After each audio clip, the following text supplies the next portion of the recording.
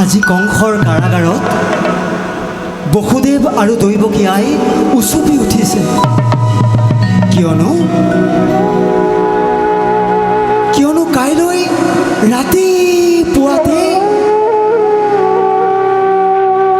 মামা কংসই হেনো কৃষ্ণক বধ কৰিব।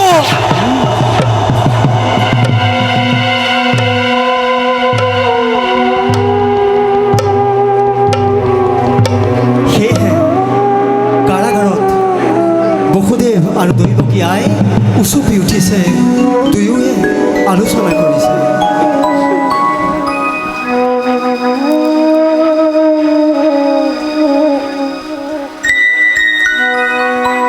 এই কংসৰ কাৰাগাৰে কান্দে,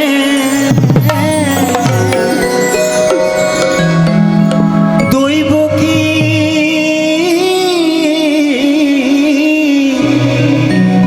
জননী